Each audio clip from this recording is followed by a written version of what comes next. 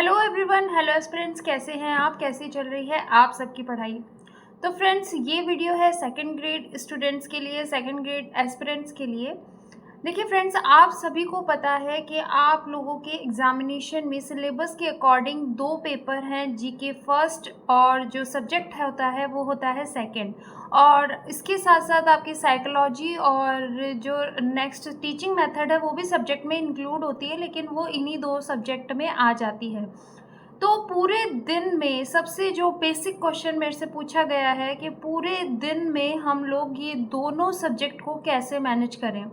सबसे बड़ी प्रॉब्लम यही होती है, एक भी एस्पिरेंट जो होता है वो उसके लिए सबसे बड़ी प्रॉब्लम ये है कि पूरे दिन को किस तरीके से मैनेज करें कि हम लोग पेपर फर्स्ट और पेपर सेकंड दोनों को टाइम दे पाएँ। क्योंकि अब जो है ऐसा नहीं है कि आप फर्स्ट पेपर को कम तवज्जो दे रहे हैं, सेकंड पेपर में ही लगे हुए हैं तो आपका काम चल जाएगा, बिल्कुल नहीं चलेगा।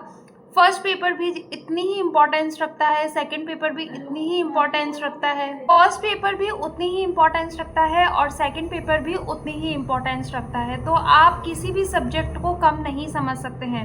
और जब से 40% का क्राइटेरिया आ गया है तो ये मान के चलिए कि आपके लिए दोनों ही सब्जेक्ट जो है वो बहुत ज़्यादा इम्पोर्टेंट हो चुके हैं। तो किसी भी सब्जेक्ट को लाइट लेना आपके लिए रिस्की हो सकता है। तो ऐसा क्या करें कि पूरे दिन में हम लोग इन सब्जेक्ट्स को मैनेज कर सकें। तो देखिए, मैं ये कहूँगी कि अब जब एग्ज़ाम के 1.5 महीना 2 महीना बचा है, 1.5 महीना बचा है आपके एग्ज़ाम को, तो उस एग्ज़ाम से पहले आपने शायद अब तक 2 बार या 1 बार रिवीजन जो भी कर लिया है, अब आप बहुत अच्छे से पढ़ रहे हैं, बहुत डीपली पढ़ाई कर रहे होंगे।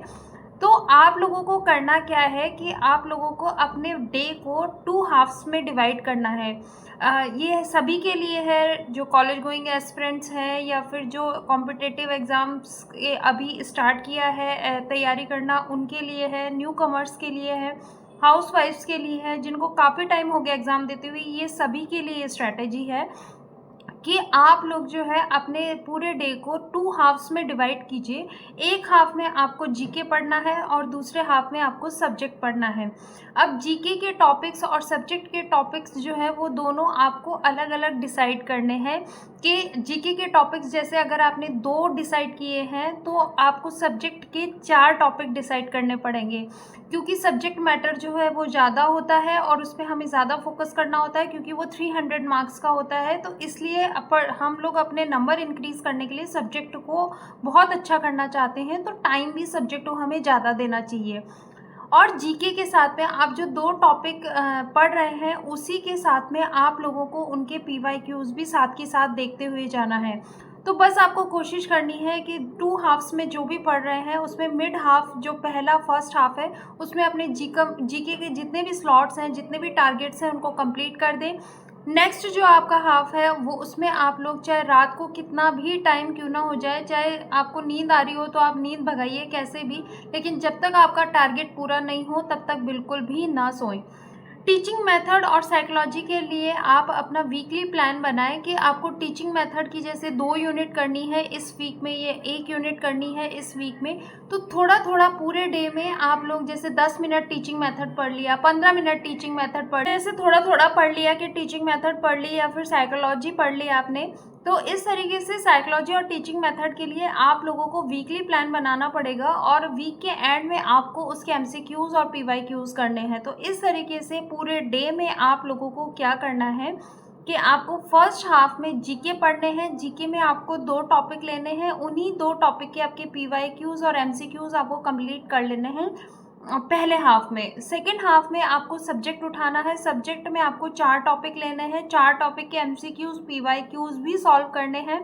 इतना आपको निपटा लेना है। उसके बीच में अगर आप थोड़ा सा बोर हो जाते हैं तो 10 मिनट आपको टीचिंग मेथड को देने हैं और 15-20 मिनट जो है वो आपको साइकोलॉजी को देने हैं। और इस तरीके से आपको दोनों सब्जेक्ट्स के लिए वीकली प्लान बनाना है कि एक वीक में आपकी 1 यूनिट कंप्लीट हो जाए, एक टीचिंग मेथड की, एक साइकोलॉजी की, और वीक के एंड में आप लोगों को इनके पीवाईक्यूज़ और एमसीक्यूज़ देखने हैं। संडे का दिन आपको बिल्कुल फ्री रखना है। कोई भी आप अपने हिसाब से वीक में 1 दिन बिल्कुल फ्री रखिए, जिसमें आपको ऐसा नहीं है कि पढ़ाई छोड़ देनी है। उस दिन आपको सिर्फ़ टेस्ट देने हैं। जी हाँ, अगर आपने टॉपिक वाइज़ टेस्ट सीरीज़ ले रखी है तो आपको जीके के टेस्ट देने हैं, उसके बाद सब्जेक्ट के टेस्ट देने हैं, उसके बाद आपको टीचिंग मेथड का टेस्ट देना है, उसके बाद आपको साइकोलॉजी का टेस्ट देना है। उस दिन आपको सिर्फ़ टेस्ट डे रखना है और अपने आप को एनालाइज़ करना है कि कितना आपने पढ़ा है, और टॉपिक वाइज़ टेस्ट दे करके अपने आप को जज कीजिए कि कितना आप याद कर पा रहे हैं, कितना आप पढ़ पा रहे हैं। ऐसा करने की अगर आप कंटिन्यू इस चीज़ को 1.5-2 महीने तक रखेंगे टिल नाउ एग्ज़ाम तक, तो आप लोगों को बहुत ज़्यादा बेनिफिट होगा, बहुत अच्छे से आपकी तैयारी हो जाएगी। तो अब तक अगर आपने इस स्ट्रैटेजी को नहीं अप्लाई किया है अपने ऊपर, तो अब स्टार्ट कर दीजिए, और अब सही डेज़ हैं अपने आप को प्रूफ करने के लिए। तो आपको कंटिन्यू पूरे दिन जो है सिर्फ पढ़ाई के अलावा और कुछ नहीं सोचना है। तो इस तरीके से अपने डे को आप 2 हाफ्स में बाँट के बहुत अच्छे से अपना कोर्स भी कंप्लीट कर पाएँगे, प्लस अपने जितने भी पीवाईक्यूज़, एमसीक्यूज़, टेस्ट सीरीज़ जो हैं, उनको भी सॉल्व कर पाएँगे।